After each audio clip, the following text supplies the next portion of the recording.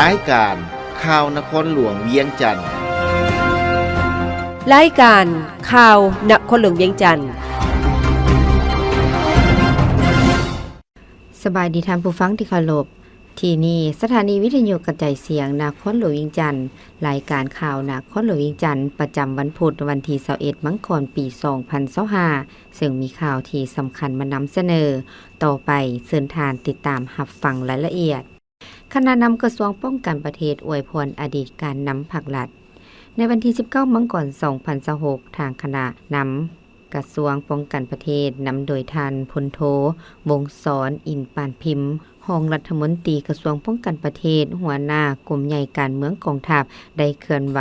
เข้าอวยพรท่านบุญยังวรจิตอดีตประธานประเทศเนื่องในโอกาสวันสร้างตั้งกองทัพประชาชนลาวครบรอบ77ปีคือวันที่20มังกร1949หาวันที่20มังกร2026ในนี้ท่านพลโทวงศ์สรอินปานพิมพ์ได้ต่างหน้าให้นายและพลทหารทั่วกองทัพกล่าวคำอวยพรแสดงความนับถือและฮู้บุญคุณมายังอดีตประธานประเทศพร้อมทางอวยพรให้ทานจงมีความผาสุกในชีวิตส่วนตัวและครอบครัวเฮ็ดหน้าที่เป็นพนักงานอาวุโสที่มีมูลเชื่อดีเด่นเป็นแบบอย่างให้พนักงานนักห่มหุ้นนมพร้อมจะนำเอามูลเชื่อหักษาและแบบอย่างอันดีงามของทานมาพันขยายเข้าในการพัฒนากลมกองให้นับมือก้าวหน้าและเข้มแข็งขึ้นเรื่อยๆในโอกาสนี้ท่านบุญยังวรจิตได้กล่าวคำขอบใจต่อคณะภาคกระทรวงป้องกันประเทศที่มาอวยพรครั้งนี้ยามใดก็เป็นห่วงเป็นใยนำเอาความยื้อยามถามข่าวและฮู้บุญคุณต่ออดีตการนำอวยพรมายังสหายพร้อมคณะก็คือการนำกระทรวงป้องกันประเทศตลอดฮอดพนักงานนักรบจงพร้อมกันสืบต่อจัดตั้งปฏิบัติหน้าที่การเมืองที่ภาครัฐและประชาชนมอบให้เสริมขยายมูลเชื่ออันดีงามของกองทัพปกปักรักษาและสร้างสรรค์พัฒนาประเทศชาติและพัฒนากลุ่มกองให้นับมือเติบใหญ่เข้มแข็งหอบด้านเจ้าของลงเยี่ยมยามอวยพรนายและพลทหารกองร้อยทหารสายแดน244ในวันที่20มังกร2026นี้ฐานอาจสะพังทอง4,000 ดอนเจ้าของนครหลวงเวียงจันทน์พร้อมโดยคณะได้ไปพบปะเยี่ยมยามอวยพรนายและพลทหารกองร้อยทหารสายแดน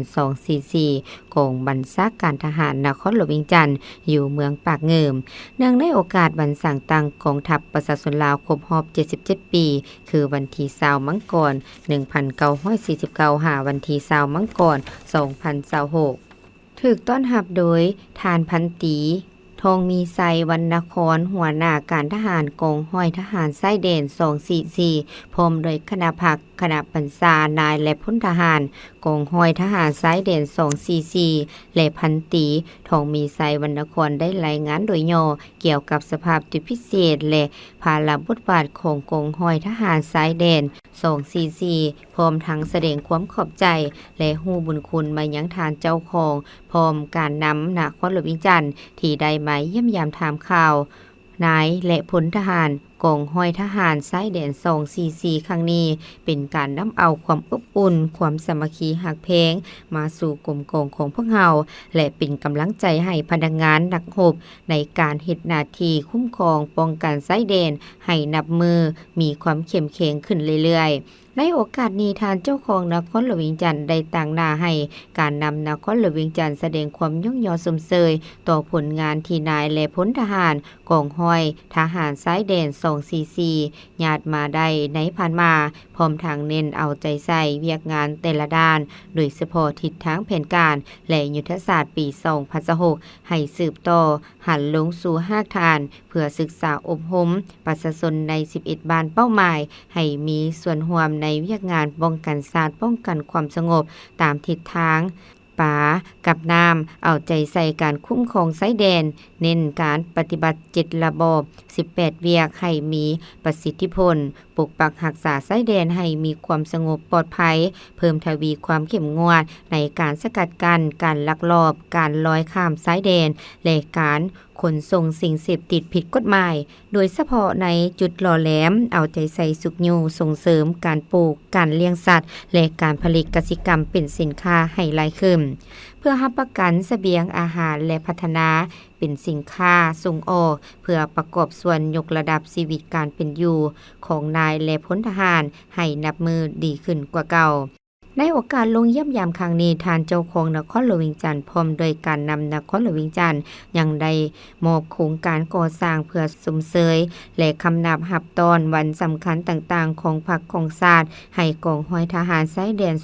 244ประกอบมีโครงการปรับปรุงเส้นทางและก่อสร้างประตูโค้งโครงการก่อสร้างสโมสรพร้อมติดตั้งอุปกรณ์ที่ทันสมัยครบสุดโครงการปรับปรุงเรือนครัวและหอพักที่ได้มาตรฐานพร้อมทางมอบเครื่องอุปกรณ์อุปโภคบริโภคจำนวนหนึ่งให้กองห้อยทหารสายแดน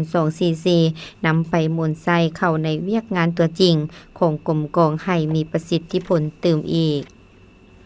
ลาวโทรคมอวยพรวันสร้างต่างกองทัพประชาชนลาวในวันที่19มังกร2026คณะพักคณะผู้อำนวยการใหญ่บริษัทลาวโทรคมมนาคมมหาชนนำโดยท่านสุพลจันทวิไสผู้อำนวยการใหญ่บริษัทลาวโทรคมมนาคมมหาชนได้นำกระตาดอกไม้และเงินจำนวน177ล้านกีบเข้าอวยพรทานพลโทวงศ์สอนอินปานพิมพ์รองรัฐมนตรีกระทรวงป้องกันประเทศหัวหน้ากรมใหญ่การเมืองกองทัพเนื่องในโอกาสวันสร้างตั้งกองทัพประชาชนลาวครบรอบ77ปีคือวันที่20มังกร1949หาวันที่20มังกร2026ซึ่งในนิทานสุพลจันทวิไสได้ต่างนาให้คณะพักคณะผู้อำนวยการใหญ่และพนักงานลาวโทรคมในกลุ่มกล่าวอวยพรใส่อันประเสริฐมาอย่างคณะพักคณะบัญชากระทรวงป้องกันประเทศทุกขันจงมีสุขภาพเข้มแข็งมีพลานามัยสมบูรณ์มีผลสำเร็จในหน้าที่เวียกงานที่ภาครัฐมอบหมายให้ในการปกปักรักษาเอกราชอำนาจอธิปไตยและพื้นแผ่นดินอันครบถ้วนของชาติไว้ให้มั่นคงซี่นำกองทัพให้นับมือเติบใหญ่เข้มแข็งและทันสมัยก้าวขึ้นอย่างบ่หยุดยั้งในโอกาสนี้ท่านพลโทวงศ์สอนอินปานพิมพ์ต่างนาให้คณะนำกระทรวงป้องกันประเทศก็คือนายและพลทหารได้กล่าวแสดงความขอบใจต่อคณะพักคณะผู้อำนวยการใหญ่บริษัทลาวโทรคมมนาคมมหาชนที่ได้อวยพรครั้งนี้พร้อมทางกล่าวอวยพรไซมายังสหายพร้อมด้วยคณะตลอดฮอดพนักงานทั่วกลุ่มบริษัทลาวโทรคมจงมีสุขภาพเข้มแข็งพร้อมกันเฮ็ดสำเร็จหน้าที่เวียกงานที่ภาครัฐมอบหมายให้สืบต่อซีนำพาให้เติบใหญ่เข้มแข็งยิ่งขึ้นบริษัทลาวโทรคมมนาคมมีความภาคภูมิใจที่ได้มีส่วนร่วมในวันสร้างตั้งกองทัพประชาชนลาวครบรอบ77ปีลาวโทรคมจะสืบต่อให้การสนับสนุนและอยู่เคียงข้างสังคมลาวดังคำขวัญที่ว่าลาวโทรคมของคนลาวเพื่อสังคมลาว We are family การแดงชีวิตให้ทื้นช่วยเหลือลาวในการตอบโต้เหตุฉุกเฉินพิธีเซ็นบทบันทึกความเข้าใจโครงการสร้างความเข้มแข็งให้กาแดงแห่งชาติลาวเพื่อเพิ่มทวีความพร้อมให้แก่การช่วยเหลือในภาวะฉุกเฉินและส่งเสริมสุขภาพชุมชนอยู่แขวงอุดมไซหลวงพระบางและแขวงไสยบุรีโครงการสร้างความเข้มแข็งด้านการเกี่ยมความพร้อมตอบโต้เหตุฉุกเฉินให้แก่โรงเรียนและชุมชนอยู่แขวงเสียงขวางบริคำไสคำมวนและแขวงสวรรณเขตจัดขึ้นในวันที่20มังกร2026ที่นครหลวงเวียงจันทน์ร่วมลงนามระหว่างท่านนางไอโซอินไซห้องหัวหน้าห้องการขนขวายแรงทึนและช่วยเหลือบรรเทาทุกข์ท่านเข็มเพชรศรีวรวงศ์หัวหน้าห้องการส่งเสริมสุขภาพชุมชนและท่านนางบินิตาโปเดลผู้ต่างนาองค์การกาแดงชีวิตประจำลาวมีทานคำลาวันจันทรวันประธานองค์การกาแดงแห่งชาติลาวการนำแขวงต่างนากระทรวงเกี่ยวข้องบรรดาหัวหน้า ห้องการกาแดง7แขวงและภาคส่วนที่เกี่ยวข้องเข้าร่วมจุดประสงค์รวมของโครงการเพื่อประกอบส่วนเข้าในการพัฒนาเศรษฐกิจสังคมของลาวโดยส่งเสริมสุขภาพและสร้างความเข้มแข็งทนทานให้แก่ชุมชนโดยการส่งเสริมการมีส่วนร่วมของชุมชนและการให้ความช่วยเหลือด้านมนุษยธรรมขององค์การกาแดงแห่งชาติลาวอยู่ในแขวงหลวงพระบางอุดมไซและแขวงไสยบุรีองค์การกาแดงขั้นแขวงและเมืองมีความสามารถในการตอบโต้ภัยพิบัติและให้การช่วยเหลือด้านมนุษยธรรมตามภาระบทบาทของตนอย่างมีประสิทธิภาพและประสิทธิผล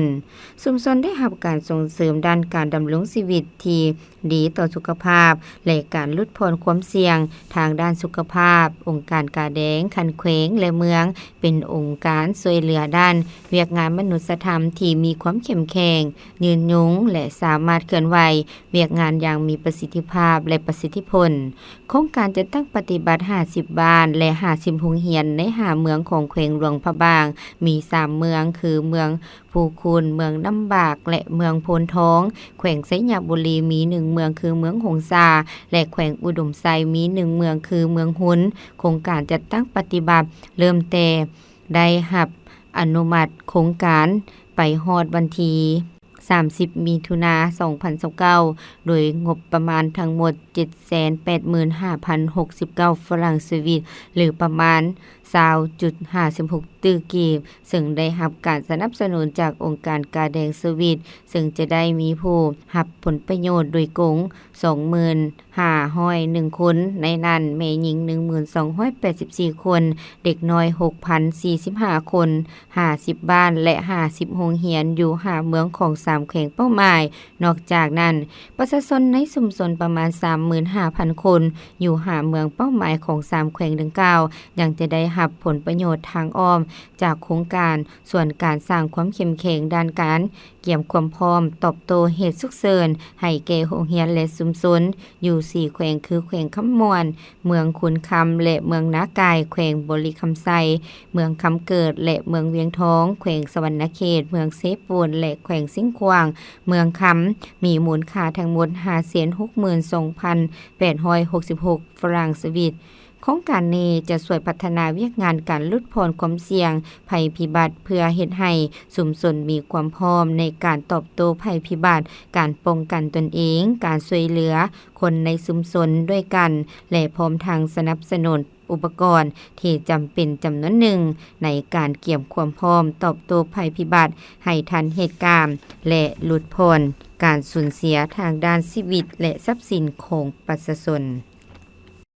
ห้องเจ้าของนครหลวงเวียงจันทน์พร้อมคณะ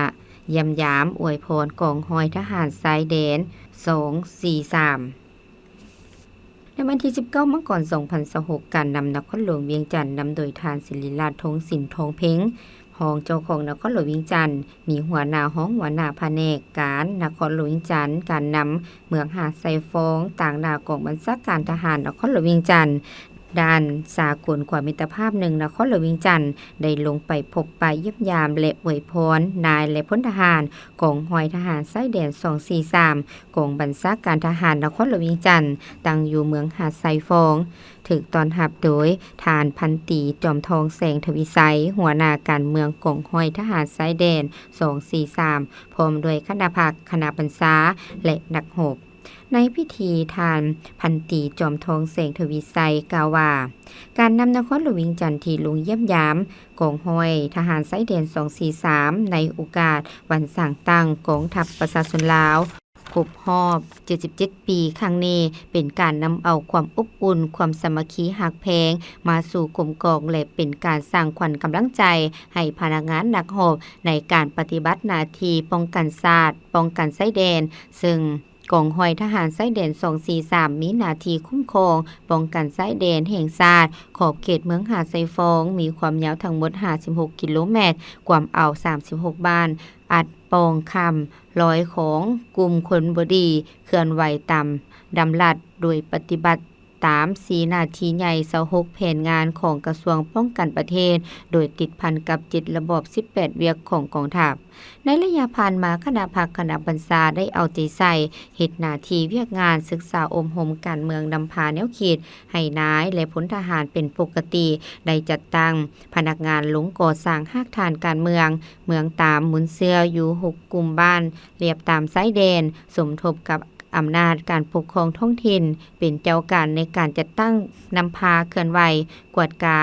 สร้างหากฐานการเมืองสมทบกับทุกภาคส่วนกวดกาตามจุดหล่อแหลมจุดสำคัญต่างๆบริเวณไซแดนได้จัดตั้งพนักงานลงลึกใกล้ชิดติดแทนกับประชาชนบรรดาเผ่า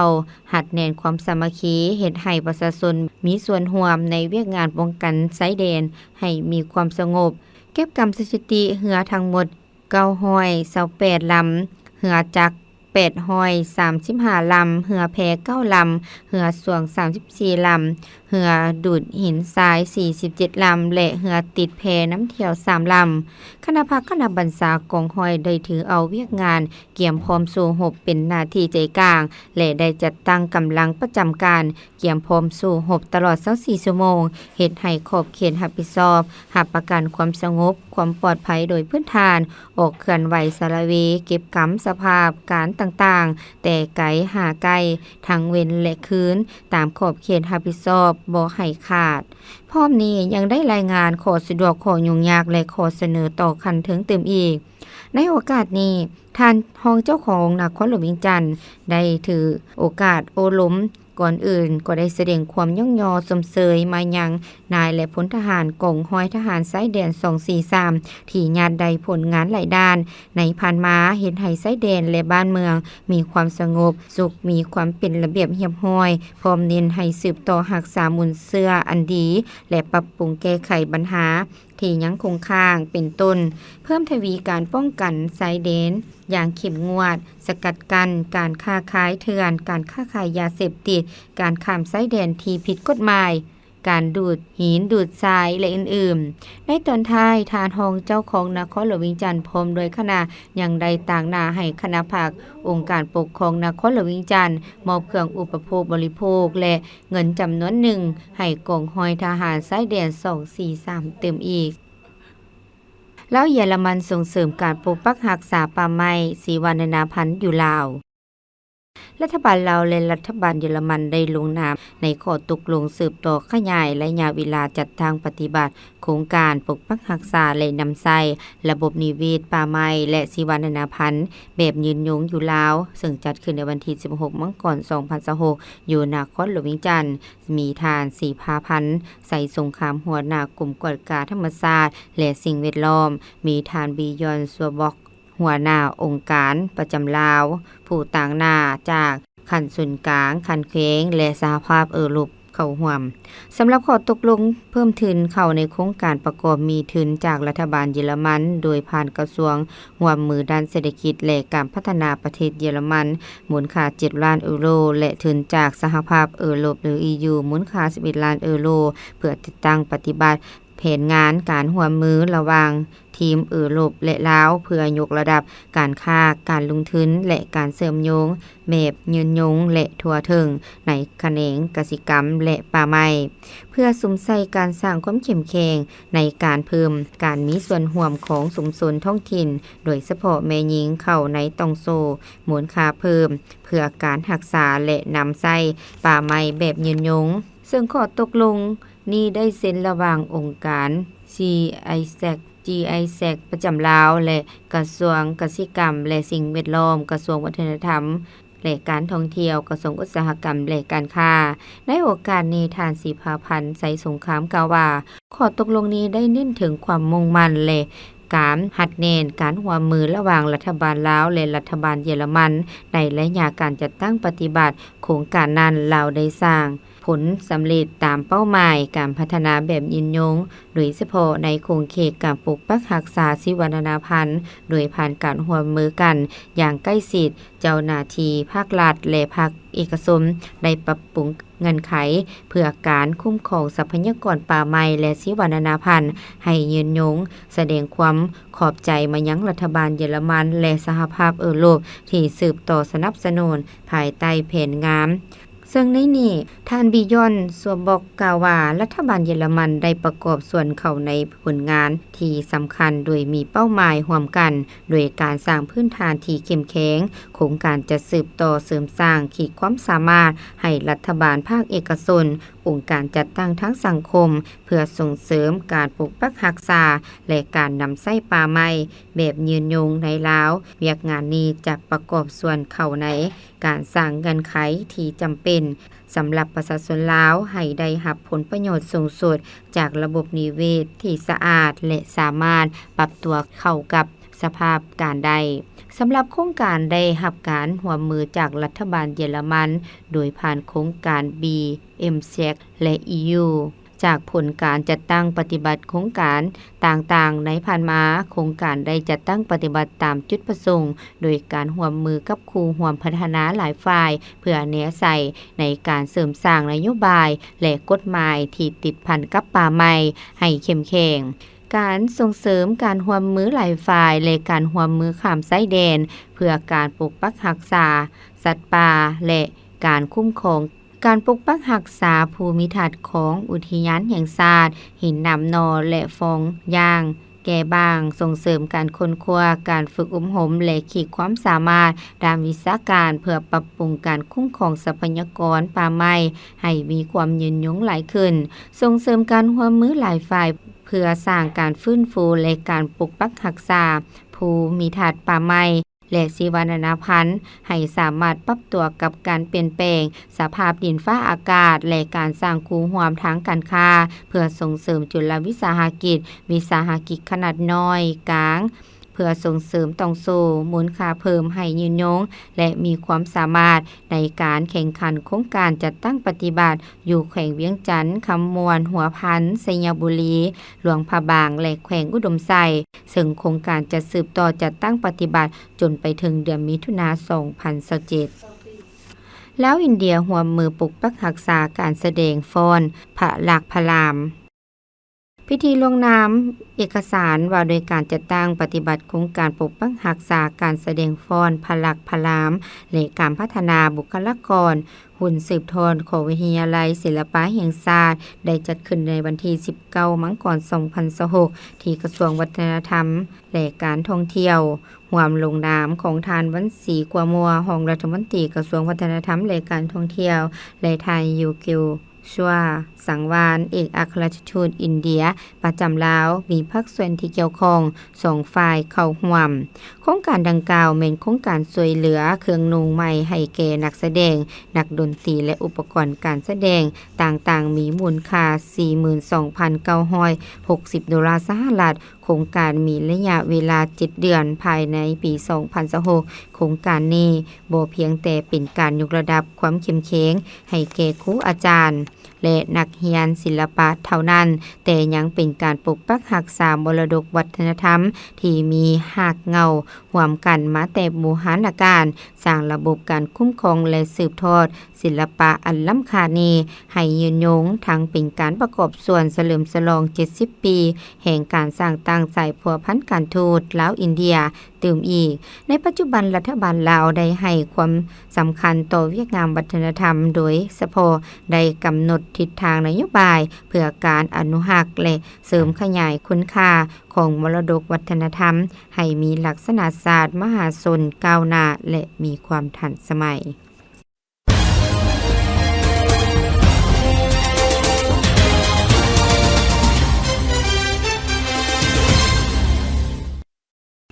ต่อไปเส้นทางติดตามรับฟังข่าวต่างประเทศปี 2025เศรษฐกิจแห่งชาติจีนรักษาท่าเอียงขยายตัว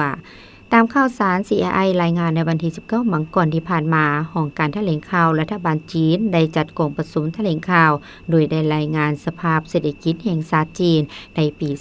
2025 โดยรวมแล้วปี 2025 เศรษฐกิจแห่งชาติจีนสามารถเอาชนะความกดดันหลายอย่างและรักษาท่าเอียงขยายตัวที่มีความคืบหน้าท่ามกลางความมั่นเทียงการพัฒนาที่มีคุณภาพสูงของจีนได้รับประสิทธิผลอันใหม่ข้อมูลแสดงให้เห็นว่าปี 2025 รายรับที่สามารถจับจ่ายได้เฉลี่ยต่อหัวคนในทั่วประเทศจีนมีถึง 43,377 หยวนเพิ่มขึ้น5ส่วนห้อยเมื่อเทียบใส่ปี 2024 ยอดมูลค่าการค้าขายย่อยสินค้าบริโภคของจีนมีถึง 51,120.2 ตื้อหยวนเพิ่มขึ้น 3.7 ส่วนห้อยยอดมูลค่าการค้าขายย่อยทางอินเทอร์เน็ตมีถึง 15,972.2 ตื้อหยวนเพิ่มขึ้น 8.6 ส่วนห้อยขณะที่ยอดมูลค่าการนำเข้าส่งออกของสินค้าในปี 2025 มีถึง 5,468.7 ตื้อหยวนเพิ่มขึ้น 3.8 ส่วนห้อยนอกนี้ดัชนีราคาผู้บริโภคหรือ CPL ของจีนคงที่หรือบ่เปลี่ยนแปลงเมื่อเทียบใส่ปี 2024 ข้อมูลยังแสดงให้เห็นว่าปี 2025 อุตสาหกรรมการผลิตของจีนได้รักษาจังหวะการเติบโตไว้ในนั้นอุตสาหกรรมผลิตอุปกรณ์และอุตสาหกรรมเทคโนโลยีที่ทันสมัยมีท่าเอียงขยายตัวดีมูลค่าเพิ่มของอุตสาหกรรมขนาดใหญ่ของจีนได้เพิ่มขึ้น 5.9 ส่วนห้อยเมื่อเทียบใส่ปี 2024 WMO ยืนยันปี 2025 เป็นปีที่ฮ้อนที่สุดเท่าที่เคยมีมา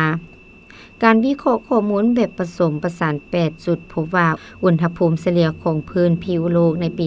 2025 สูงกว่าระดับเฉลี่ยของปี 1850 หา 1,900 ถึง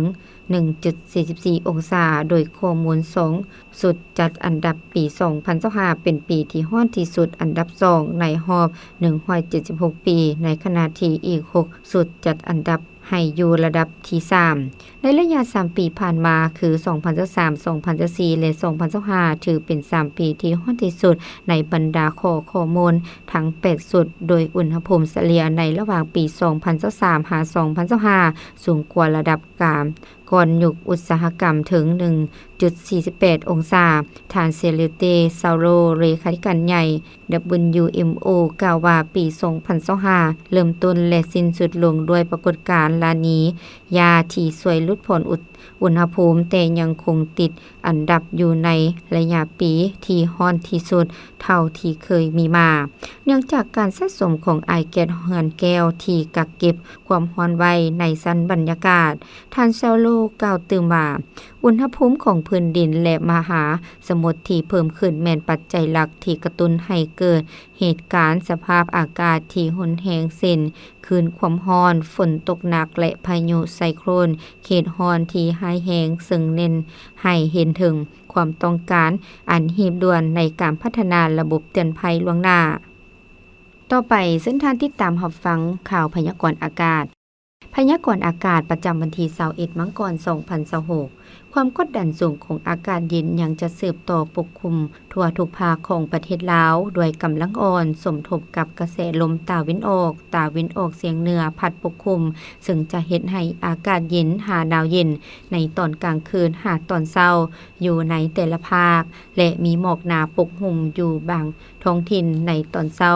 อยู่แขวงภาคเหนือแขวงไซสมบูรณ์และเขตภูเพียงบริเวณส่วนภาคกลางและภาคใต้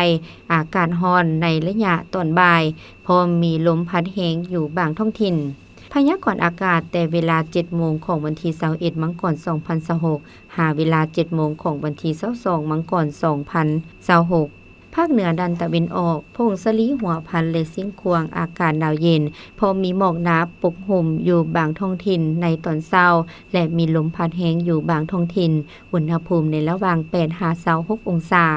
ภาคเหนือด้านตะวันตก แขวงหลวงน้ำทาบ่อแก้วอุดมไซหลวงพระบางและไซหยาบุรี อากาศหนาวเย็นพร้อมมีหมอกหนาปกคลุมอยู่บางท้องถิ่นในตอนเช้าและมีลมพัดแรงเป็นบางโอกาสอุณหภูมิในระหว่างเกาหา31องศานครหลวงเวียงจันทน์อากาศเย็นในตอนกลางคืนหาตอนเช้าและในระยะตอนบ่ายอากาศร้อนพร้อมมีลมพัดแรงอยู่บางบริเวณอุณหภูมิในระหว่าง20หา32องศาภาคกลางแขวงเวียงจันทน์บุรีคำไซคำมอนและสวรรณเขตอากาศเย็นพร้อมมีหมอกบางปกคลุมอยู่ทั่วไปในตอนเช้าและในระยะตอนบ่ายอากาศจะร้อนพร้อมมีลมพัดแรงอยู่ทั่วไปอุณหภูมิในระหว่าง19หา33องศาแขวงไซสมบูรณ์อากาศหนาวเย็นพร้อมมีหมอกหนาปกคลุมในตอนเช้าและจะมีลมพัดแรงเป็นบางโอกาสอุณหภูมิในระหว่าง7หา28องศาภาคใต้แขวงสารวันจำปาสักเสกองและอัตตปืออากาศเย็นพร้อมมีหมอกบางปกคลุมอยู่ทั่วไปในตอนเช้าและในระยะตอนบ่ายอากาศร้อนพร้อมมีลมพัดแรงอยู่บางท้องถิ่นอุณหภูมิในระหว่าง18หา34องศาสำหรับเขตภูเพียงบริเวณอากาศหนาวเย็นพร้อมมีหมอกหนาปกคลุมอยู่ทั่วไปในตอนเช้าและจะมีลมพัดแรงเป็นบางโอกาสอุณหภูมิในระหว่าง9หา25องศาที่ท่านรับฟังผ่านไปนั้นก็เป็นข่าวนครหลวงเวียงจันทน์ทางผู้ฟังที่เคารพรายการข่าวภาคนี้ได้เสี่ยงสุดลงเพียงเท่านี้ลีโลเพชรสมภูอ่านสบายดี